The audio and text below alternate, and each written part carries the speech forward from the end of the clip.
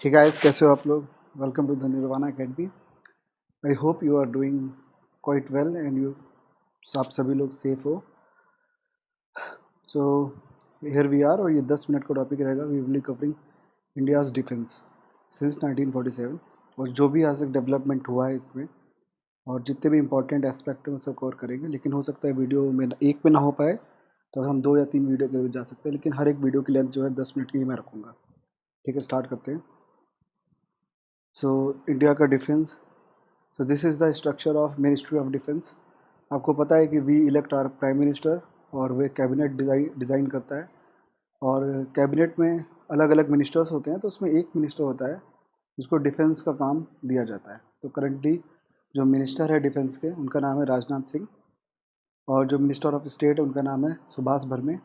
Ministry of defence के under में 5 departments आते हैं। डिपार्टमेंट ऑफ डिफेंस जो कि देश आज़ाद जब हुआ था तब से ही था।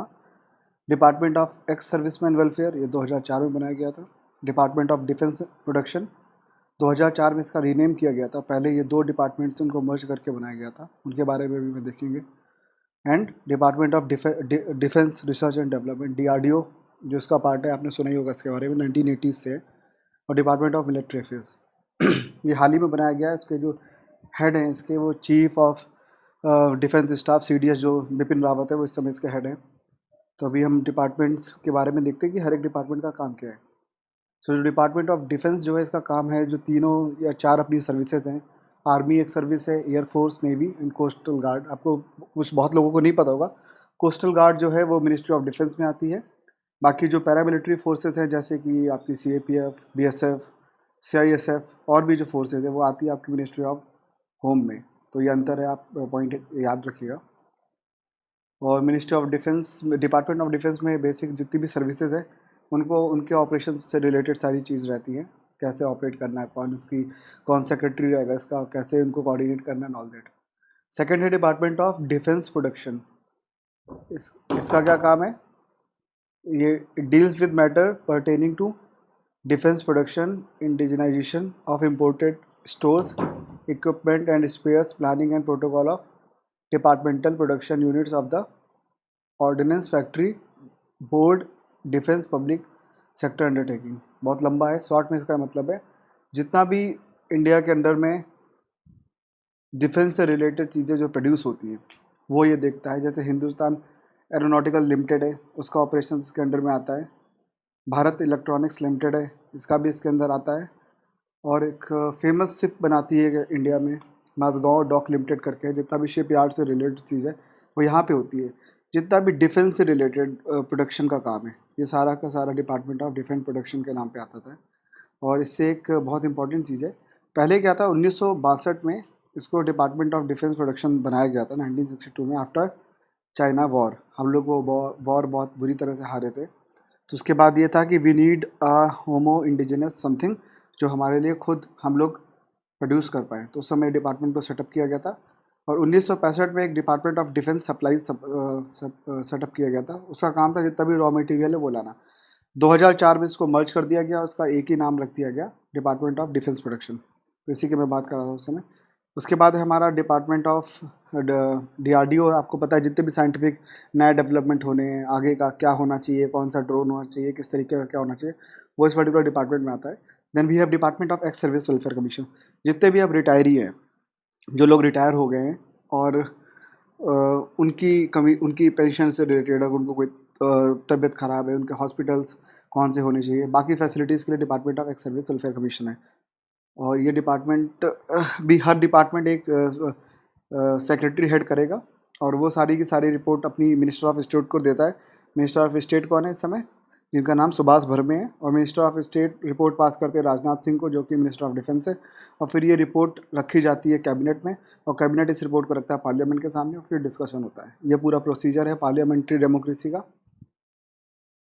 तो इसके बाद हम ये देखते हैं, ये चीज़ तो ठीक है, इस पॉइंट तक हमने देखा। अब हम ये देखते हैं कि इंडिया के पास क्या क्या आर्सेनल्स हैं। आर्सेनल्स मतलब क्या क्या इंपॉर्टेंट चीज़ें हैं जिसके साथ इंडिया फाइट करता है, मार्केट है भी इंडिया के पास, और क्या हम प्रिपेयर करने के उसमें है। तो ये हम देखते हैं कि क्या क्या इंपॉर्टेंट चीज़ें हैं अभी इस समय इंडिया के पास। तो स्टार्ट करते हैं। तो पहले मिसाइल सिस्टम से स्टार्ट करेंगे। तो इंडिया में दो टाइप की मिसाइल्स है, कोई भी टाइप की, दो ही टाइप की मिसाइल्स होती है, एक बैलिस्टिक मिसाइल्स होती है, cruise missiles.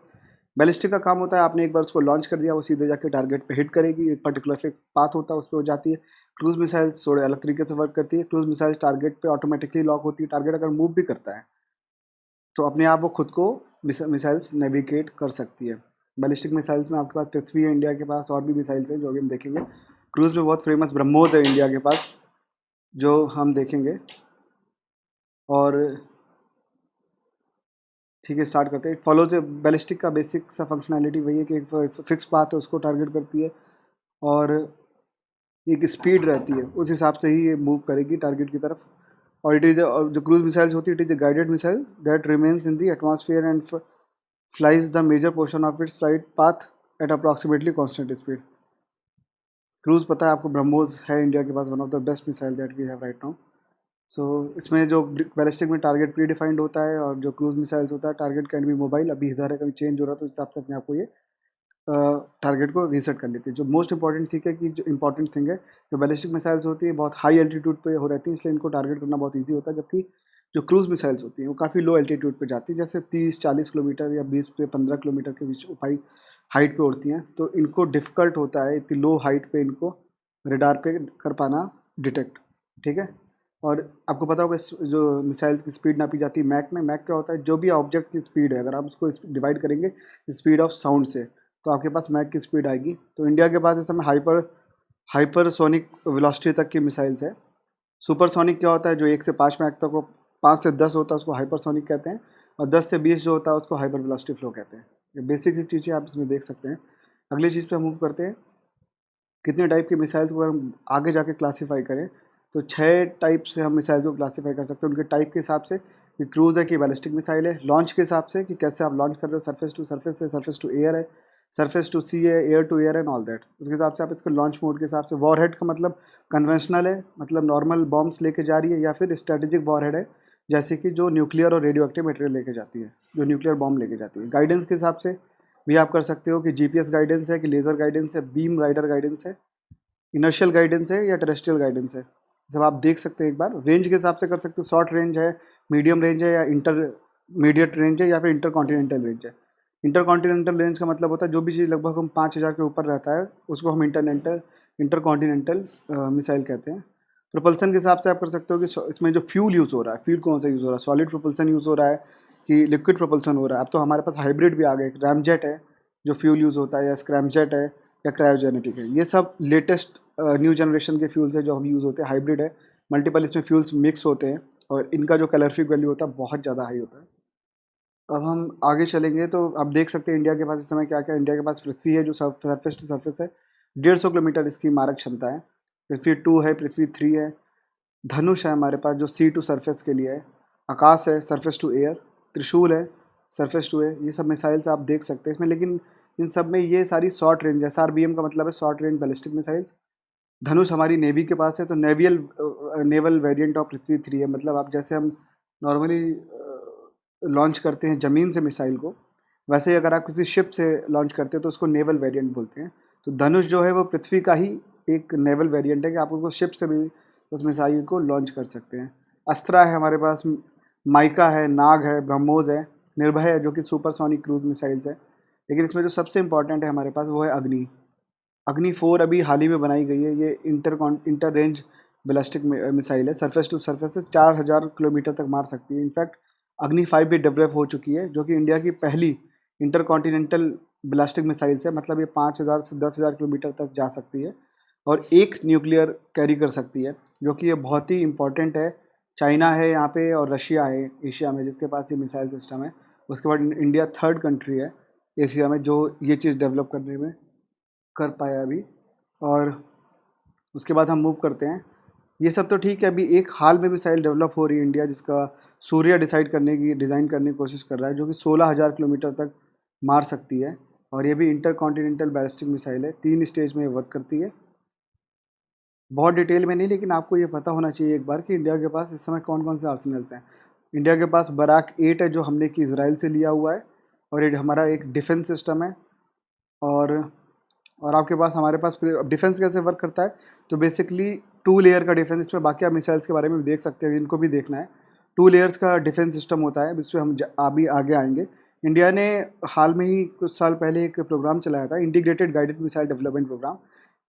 So this is where our video ends guys, और पार्ट 2 मैं बहुत जल्दी अपलोड करूँगा इस पर।